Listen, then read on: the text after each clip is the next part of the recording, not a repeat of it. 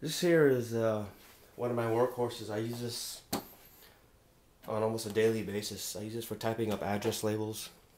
You know, when you have an envelope. My penmanship is mostly illegible these days for some reason. I don't know. As I get older, my penmanship becomes more unreadable. So I have to use this to address business envelopes, or I write notes or whatever. This was probably made in the 50s or 60s. Again, I'm not sure the history, but I picked this up at a thrift store, I think somewhere in Fremont, California. But I've been using it. It's one of the ultra portable models. If you look, I mean, I think reporters used to carry this around when they went into war zones because this is freaking bomb proof, and it's technically lighter than those other models I've been showing you, than the Royals and the Smith Coronas or whatever. This one can fit in a backpack and carry around like a laptop. You set it like this, take off the lid, and there's your typewriter. It's Royal, but for some reason it says Mercury, so I guess it's a Mercury Royal typewriter. I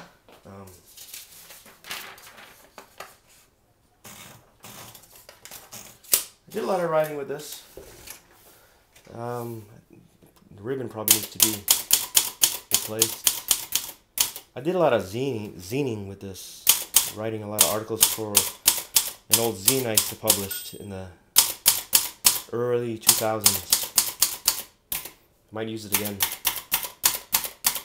How come I got stuck? Oh, the margin is set. The bell still works. The return still works. Works great. The keys, the chiclet keys are a little weird to type with. They're kind of narrow, and they're hard plastic.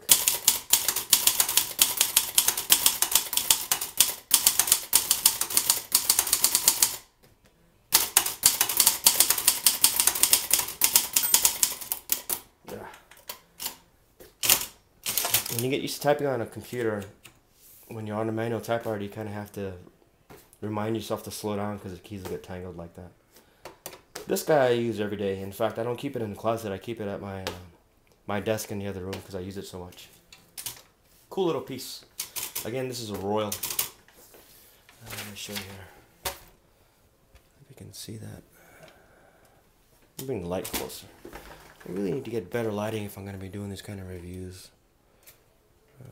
But voila, manual typewriter. Kind of ugly beige color, but it does its thing. It serves its purpose. I like it.